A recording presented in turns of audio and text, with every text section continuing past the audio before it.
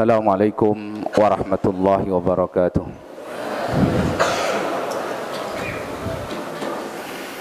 Bismillahirrahmanirrahim.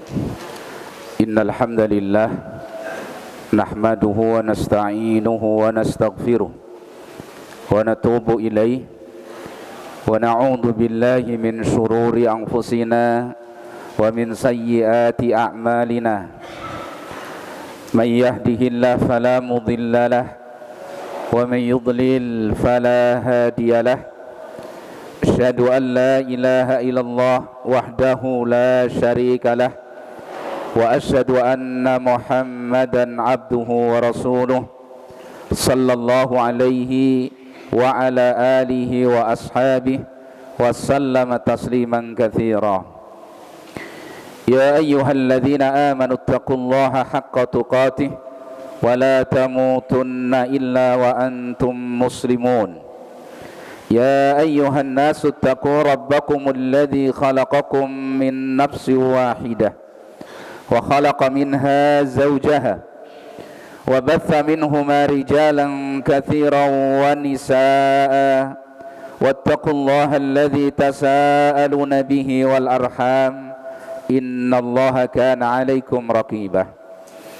Ya ayyuhalladzina amanu taqullaha wa qulu qawlan sadida yuslih lakum a'malakum wa yaghfir lakum dhunubakum wa man yuti'illaha wa rasulahu faqad faza fawzan 'azima.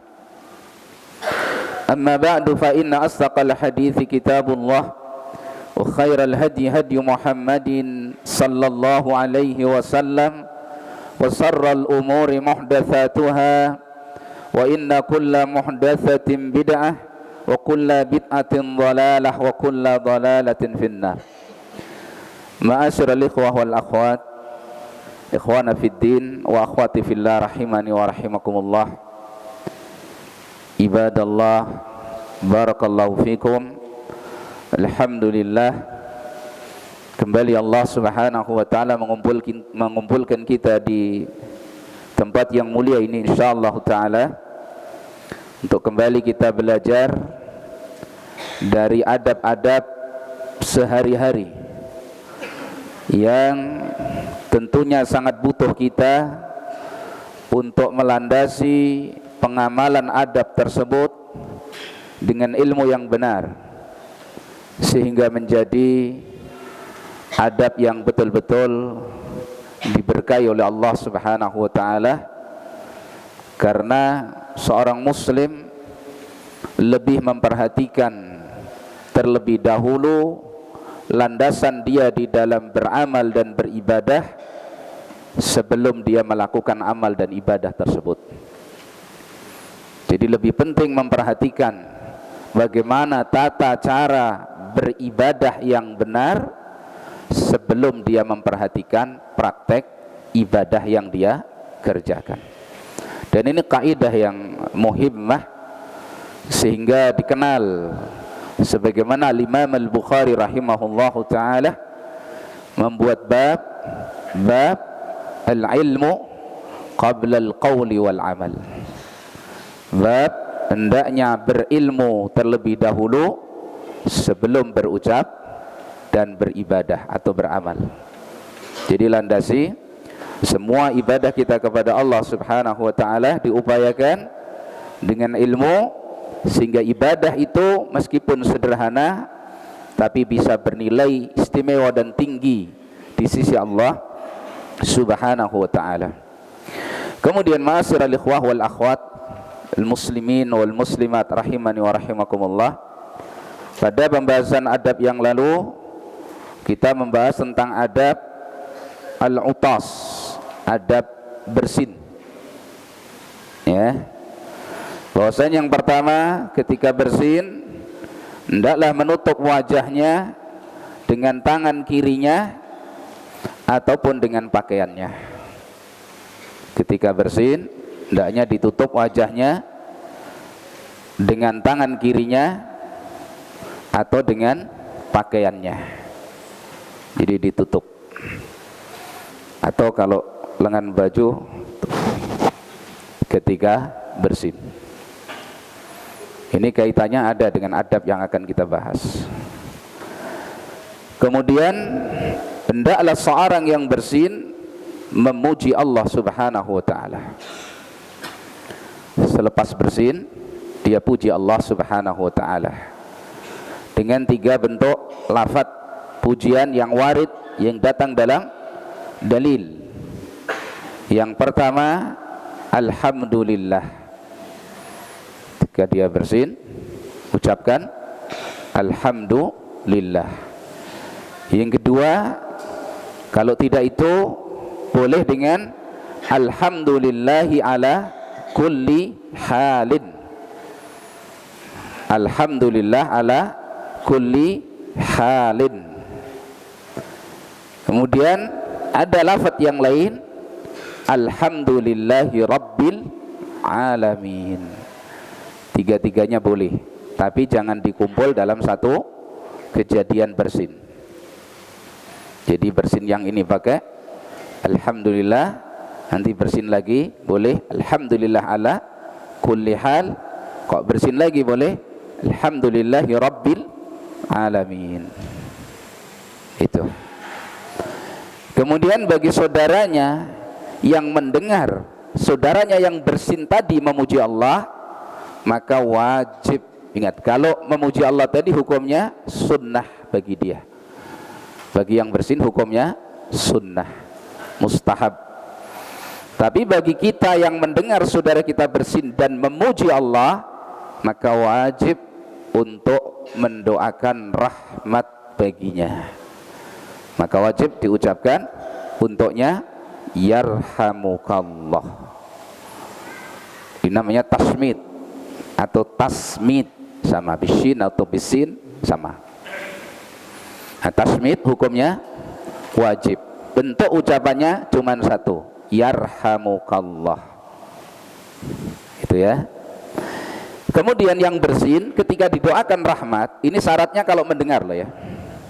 Kalau tahmidnya pelan nggak didengar, nggak ada tasmid. Atau tidak tahmid, tidak memuji Allah. Dia bersin terus diem. Atau memuji Allah tapi apa? Lirih, nggak terdengar. Intinya kalau saudaranya mendengar dia memuji Allah, maka doakan apa? Rahmat, yarhamukallah. Ya, kalau tidak memuji Allah nggak boleh didoakan. Nah, kemudian yang bersin ketika didoakan yarhamukallah, dia mendoakan dengan berbagai macam lafaz. Di antaranya yang pertama yang ma'ruf, yahdikumullah wa yuslihu balakum.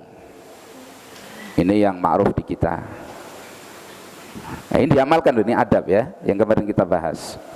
Atau yaghfirullahu lana walakum, boleh. Dengan tadi tidak dikumpul dalam satu kejadian ya, tidak dikumpul dalam satu kejadian. Jadi saat ini mungkin didoakan yahdikumullah wa yuslihu balakum. Di kali yang lain didoakan yaghfirullahu lana walakum. Atau ada lafaz lain, afanallahu wa iyyakum minan nar yarhamukumullah. Ini kemarin saya ulang lagi nih, biar menguatkan hafalan yang sudah menghafal. Ya, afanallahu wa iyyakum minan nar yarhamukumullah. Boleh begitu. Atau yarhamuna wa iyyakum, yarhamunallahu wa iyyakum wa yaghfiru lana walakum. Itu 4 lafaz dalam mendoakan kembali seorang yang memberikan tasmid, doa rahmat kepada seorang yang bersin. Ya, yahdikumullah wa yuslih balakum, atau yaghfirullahu lana walakum, atau afanallahu wa iyyakum minan nari yarhamukumullah, atau yarhamunallahu wa iyyakum wa yaghfiru lana walakum. Itu ada 4 hal ya. Yang satu menutup wajah tadi, kemudian yang bersin tahmid memuji Allah, saudaranya yang mendengar mendoakan rahmat, kemudian yang bersin berdoa kembali, kemudian yang berikutnya kalau bersin lebih dari 3 kali maka dia tidak ucapkan tasmid. Ya, kalau lebih dari 3 kali maka didoakan dengan doa afakallah, afakallah, dan boleh untuk ditambahi keterangan innaka mazkumun, sesungguhnya engkau sakit. Nah, itu keterangan para ulama dari dalil-dalil yang ada tentang adab al-utas yang kemarin kita bahas. Kemudian kita masuk adab berikutnya, as-sabi'u, adab yang ke-7.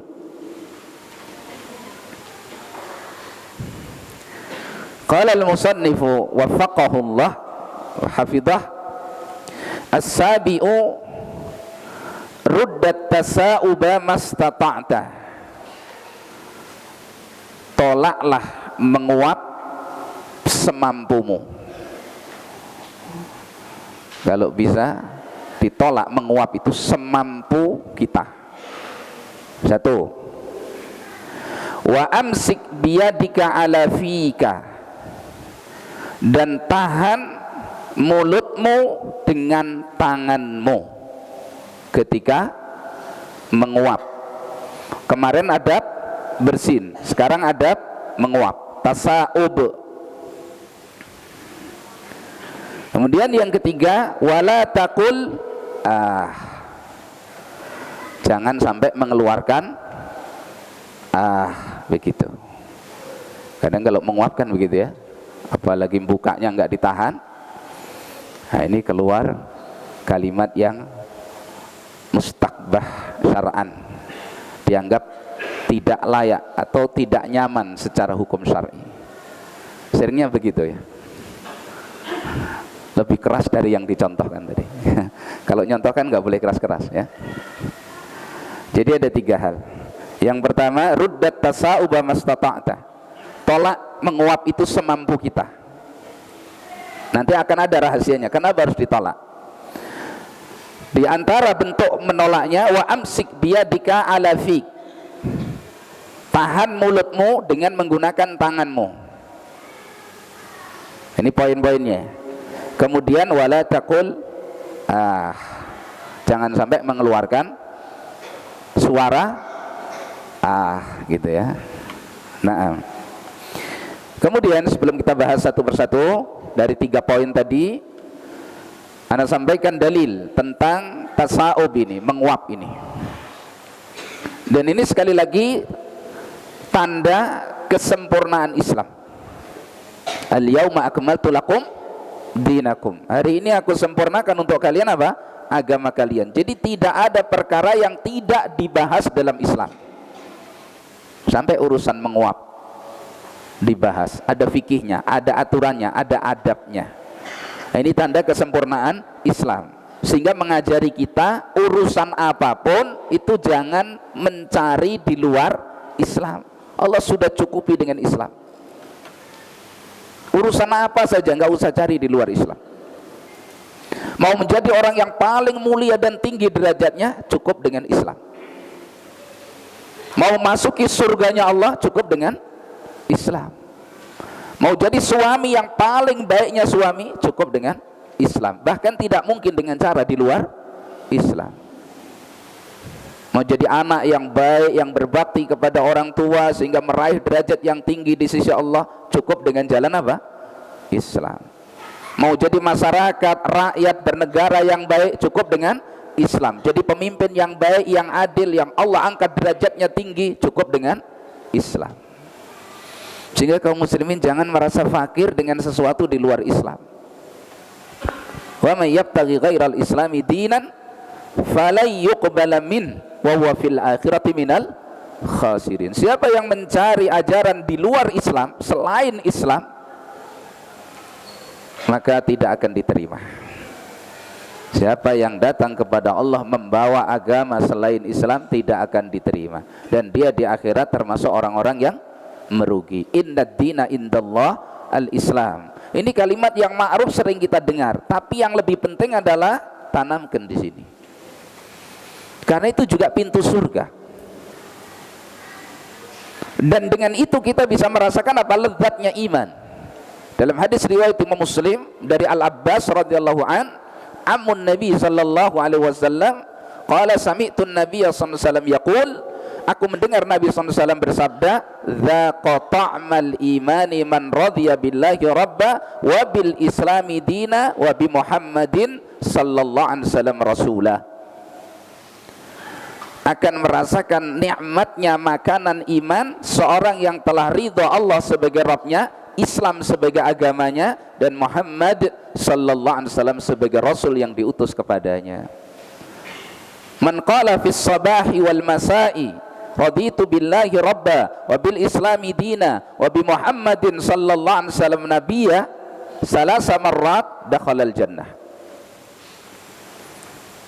Siapa yang mengucapkan setiap pagi dan petang 3 kali raditu billahi rabba wa bil islami dina wa bi Muhammadin sallallahu alaihi wasallam nabiyya, dia pasti akan masuk surga. Sudah kita bahas dulu di azkar masa wa sabah wal masa. Nah, ini tanda Islam sudah sempurna. Tanamkan dalam diri kita, kaum muslimin nggak perlu cara yang lain. Ya, jangan jadi pengemis dalam masalah akidah, dalam masalah ibadah, dalam masalah tatanan kehidupan. Cukup dengan apa? Al-Islam. Ya, na'am. Wala tahinu wala tahzanu wa antumul a'launa in kuntum mu'minin. Jangan merasa hina, jangan merasa sedih. Kalian adalah orang-orang yang tinggi selama kalian beriman. Jadi cukup dengan apa? Al-Islam. Baik. Dalil tentang tasawuf, tentang menguap. Nabi Hurairah radhiyallahu an, anna Rasulullah sallallahu alaihi wasallam qala, Rasulullah sallallahu alaihi wasallam bersabda, innallaha yuhibbul utasah, sesungguhnya Allah menyukai bersin. Jadi bersin itu dicintai oleh Allah subhanahu wa ta'ala. Wa yakrahu at-tasa'uba, dan Allah membenci menguap. Nah, 2, bersin dicintai Allah, menguap dibenci oleh Allah. Maka ditahan, jangan banyak-banyak menguap. Ya, sholat menguap, makan menguap, tidur menguap. Nah, ini dibenci oleh Allah. Ketika itu dibenci, berarti kita berupaya untuk apa? Menjauhinya. Meskipun tidak sampai derajat apa? Haram. Makanya nanti diperintah upaya supaya menahan dari, menolak dan menahan dari apa? Tasa'ub, menguap tadi. Ya. Naam, saya ulangi dalilnya, innallaha yuhibbul utasa wa yakrahut tasa'uba. Sesungguhnya Allah menyukai bersin dan Allah membenci at-tasa'ub, menguap. Fa idza atasa ahadukum wa hamidallaha kana haqqan ala kulli muslimin sami'ahu ayyusammitahu ayyaqul yarhamukallah. Apabila salah seorang di antara kalian bersin lalu dia memuji Allah, maka wajib atas setiap muslim yang mendengarnya untuk mendoakan dia, yaitu dengan mengucapkan yarhamukallah. Wajib loh ya. Berarti kalau mendengar kita enggak ucapkan, enggak kita doakan rahmat, dosa apa enggak dosa? Dosa. Jangan dianggap sepele. Kadang-kadang saudara kita bersin memuji Allah, kita cuek aja. Kenapa? Enggak ada kaitan hati dengan adab tadi. Nah itu, muslim harus ada kaitan hati dengan agamanya, Islamnya. Innamal mu'minuna alladzina idza dzukirallah wajilat qulubuhum. Jadi ada kaitan. Alhamdulillah nama Allah disebut, maka adab akan keluar. Yarhamukallah. Jangan dianggap remeh loh ya. Jangan dianggap remeh. Maka justru dipelajari adab yang 10, ini adab harian. Kenapa harus dipelajari? Banyak orang yang karena ini terjadi dalam kehidupan harian, lupa dan lalai dalam menerapkan adab. Itu bahkan boleh dituntun kok bersih. Anaknya bersin misalkan, dia bersin tapi nggak memuji Allah, kita perintah boleh, qul, ucapkan ya bunayya alhamdulillah. Bahkan ini termasuk al-amru bil ma'ruf, dakwah ilallah.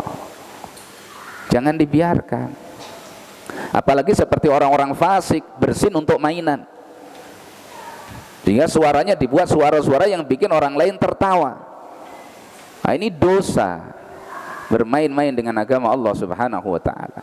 Apa enggak khawatir masuk dalam istihza biddin, bisa jadi kufur loh ya. Maka berhati-hati. Baik. Kemudian kelanjutan hadis, wa ammat tasaubu, adapun menguap, fa innama huwa minasyaiton. Menguap itu berasal dari syaitan. Makanya Allah benci. Karena berasal dari siapa? Syaitan. Nah, kita jangan sukai wong berasal dari siapa? Syaitan. Dan Allah juga membenci. Cuman ini mesti terjadi pada manusia. Makanya ada adabnya supaya kita tidak masuk dalam sesuatu yang dibenci oleh Allah. Maka petunjuknya apa? Petunjuk Nabi, fa idza tasa'aba ahadukum falyaruddanna mastata'a. Maka apabila salah seorang kalian menguap, hendaklah ditolak semampu dia. Jadi kalau mau menguap ditahan betul, jangan sampai menguap. Ya. Fa idza qala, kalau sampai dia menguap dan mengeluarkan kalimat tadi, dhaqikan minhu syaitan, maka setan menertawakan dia. Ya. Hadis riwayat Imam Al-Bukhari dalam sahihnya. Nanti di riwayat yang lain pakai hamzah di riwayat Imam Bukhari pakai itu. Yang jelas suara yang ma'ruf yang biasa terjadi pada sekian banyak manusia ketika dia menguap, mungkin terjadi pada kita. Maka setelah ada penjelasan adab ini, kita tahu ternyata kalau sampai seperti itu kita diketawain oleh syaitan. Alangkah sayangnya seorang muslim hamba Allah jadi ketawaan syaitan, jadi bahan tertawaan syaitan. Nah, ini adab ini sepenting ini ternyata. Ya, nah. Dalam riwayat Imam Muslim, idza tasa'aba ahadukum falyumsik biyadihi ala fihi fa inna syaitana yadkhulu. Apabila salah seorang kalian menguap, hendaklah dia tahan dengan tangannya, karena mulutnya ditahan dengan tangannya, karena setan kalau tidak ditahan, setan itu masuk ke mulut itu. Jadi kalau gini aja nggak ditahan, yang masuk siapa? Syaitan. Nah, kalau setan masuk ya namanya syaitan. Nggak ada pekerjaan kecuali jelek. Ini harus diimani, karena kabar dari Rasulullah SAW tentang suatu yang gaib diimani. Seorang mukmin muslim mendengar seperti ini, beriman secara pasti dengan kabar dari Rasulullah Sallallahu Alaihi Wasallam bahwa Nabi mengkabarkan kalau seorang menguap, mulutnya nggak ditutup, dia membuka gitu, mulut ini dimasuki oleh syaitan.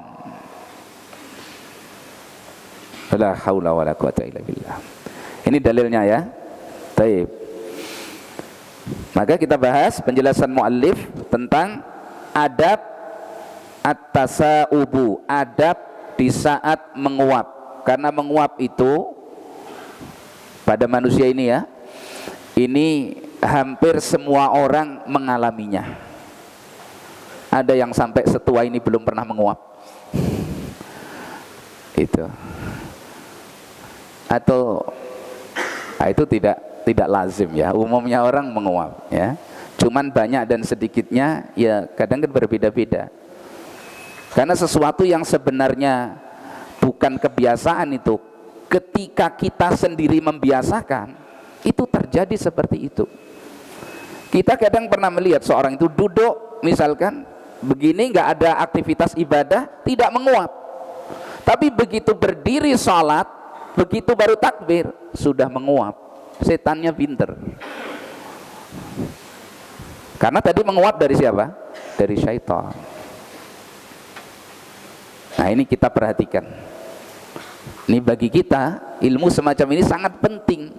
Meskipun sederhana dalam kehidupan kita, kita mendapatkan fadilah yang sangat besar kalau betul-betul adab ini kita terapkan. Ya, na'am. Dzakarul musannif waffaqahullah al-adab as-sabi' minal adabil asrah wa huwa yata'allaqu bi adabit tasa'ub. Musannif menyebutkan adab yang ketujuh dari 10 adab, yaitu adab yang terkait dengan menguap. Wa fihi salasu masail, beliau membahas dalam adab menguap ini 3 permasalahan, 3 poin. Ya. Tadi dalilnya diingat-ingat, kita sudah sebutkan. Dari dalil itulah poin ini dibangun, ya. Fal mas'alatul ula, permasalahan yang pertama, fi qawlihi, dalam ucapan muallif tadi, ruddat tasa'uba mastata'ta.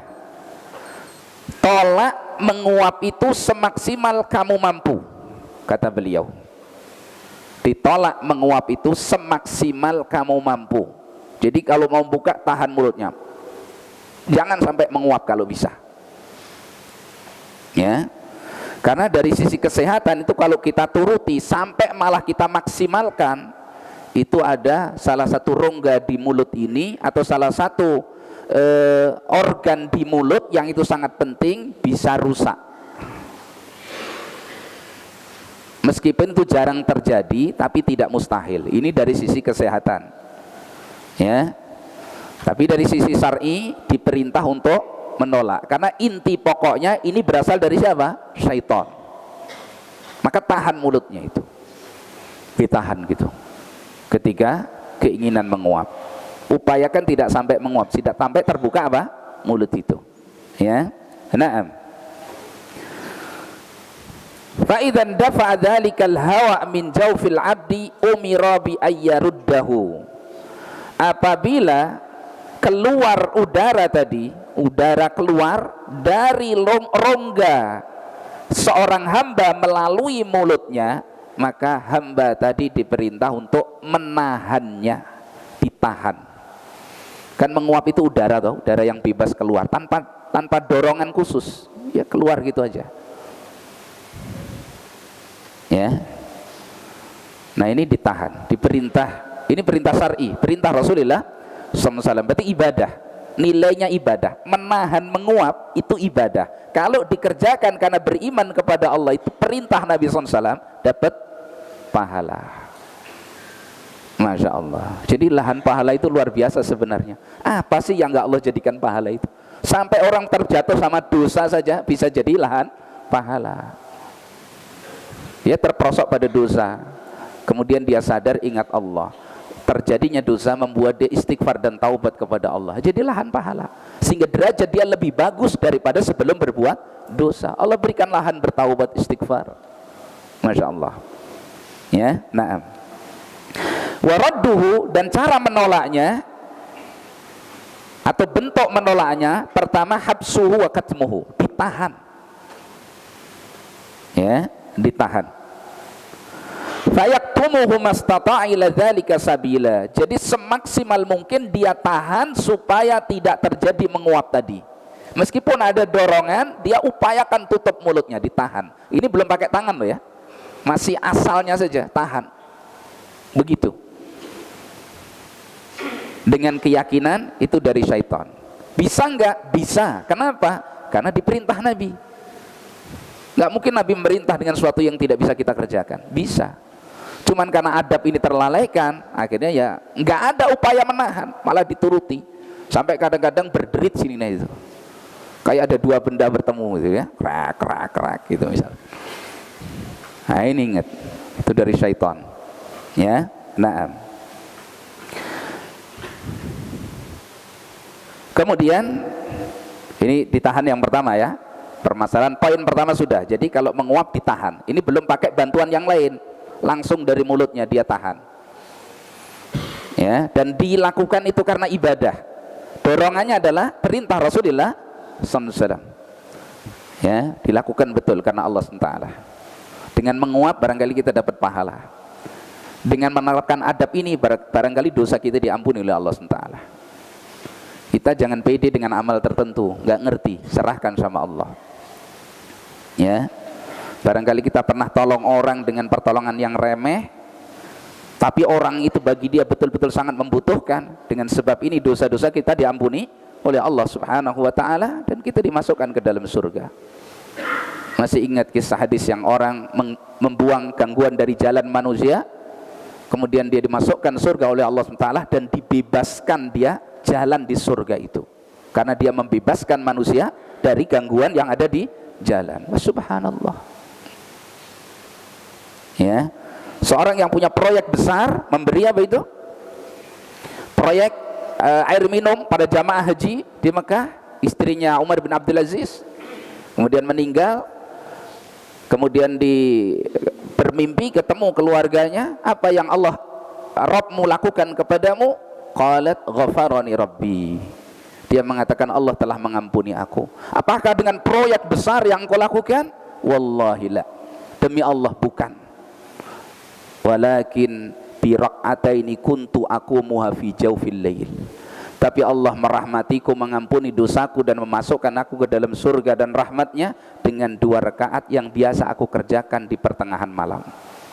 Jadi proyek besar yang dibanggakan manusia yang sampai hari ini disebut, ternyata bukan itu jadi sebab turunnya rahmat Allah kepada dia, tapi justru dengan 2 rakaat yang dia lakukan secara rutin di pertengahan malam. Maka kerjakan hal yang ma'ruf, kerjakan seremeh apapun. La tahqiranna minal ma'rufi syai'an, jangan remehkan perbuatan yang baik itu sekecil apapun. Kerjakan, barangkali lewat pintu itulah Allah memaafkan dosa-dosa kita yang banyak.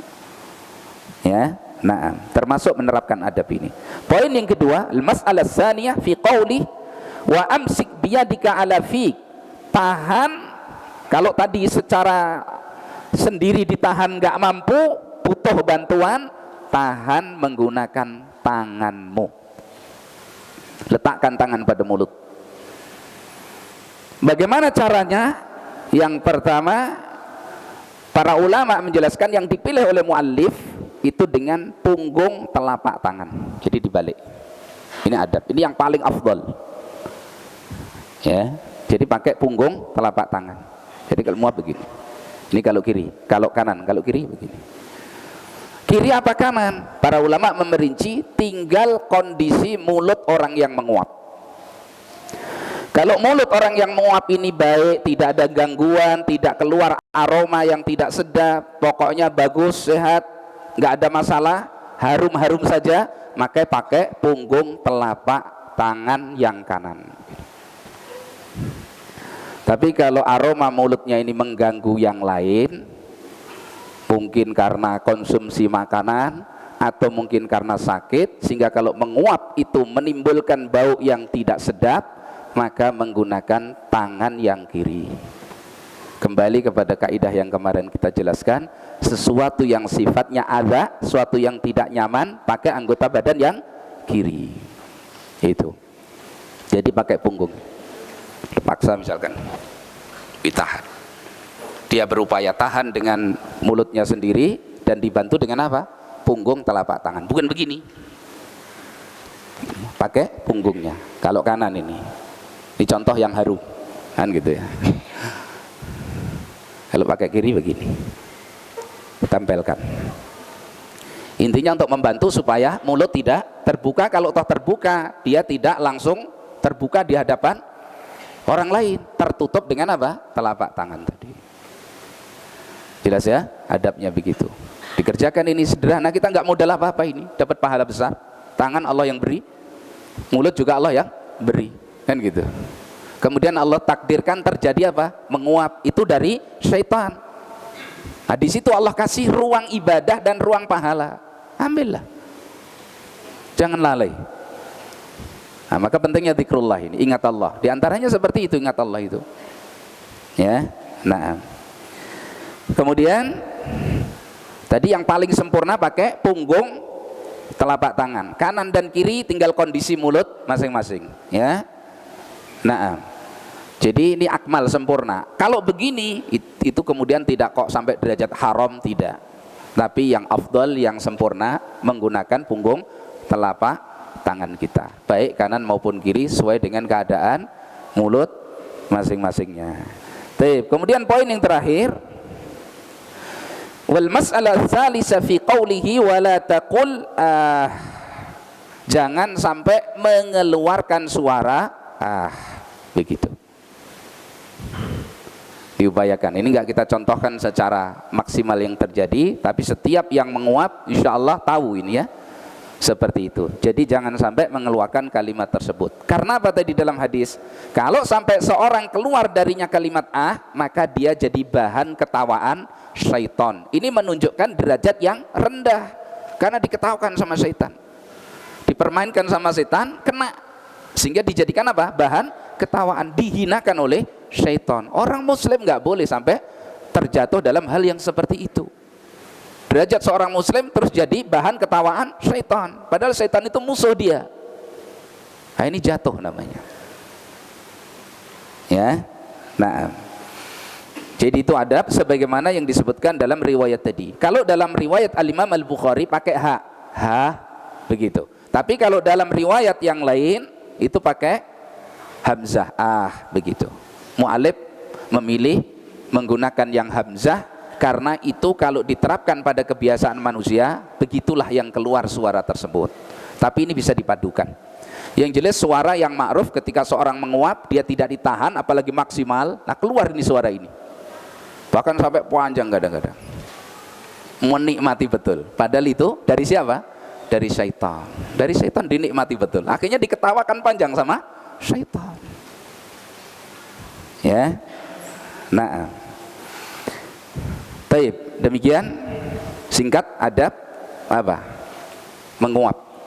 Adab menguap, ya. Jadi yang pertama, ketika menguap ditolak, ditahan semaksimal kemampuannya. Ini belum pakai bantuan tangan, ya. Kemudian yang kedua, dibantu dengan ditahan mulutnya menggunakan tangan.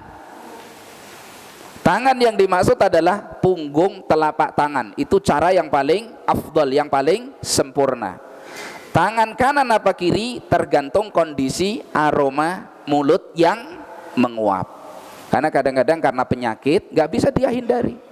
Penyakit tertentu, misalkan orang ini nas'alullah assalam wal afiyah terkena penyakit tertentu sehingga berpengaruh kepada bau mulut misalkan, maka adab diatur dalam Islam, berarti pakai tangan kiri. Yang mulutnya alhamdulillah Allah berikan hal yang biasa nyaman bagi orang yang di sampingnya atau di dekatnya, maka ditahan dengan pakai tangan kanan, punggung telapak tangan kanan, di samping ditahan langsung dengan mulutnya tersebut, dibantu dengan tangan tadi. Karena kadang-kadang nggak mampu, saking kuatnya dorongan menguap itu nggak mampu dengan mulut aja, akhirnya terbuka. Nah, supaya tidak terbuka langsung di depan saudaranya, ditutup dengan apa? Telapak tangan. Itu ya. Kemudian yang ketiga, wala taqul, jangan sampai mengeluarkan suara.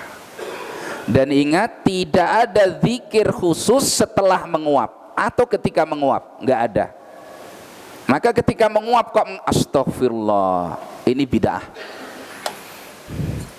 Kalau istighfar itu dijadikan zikir menguap, setiap menguap dia astagfirullah.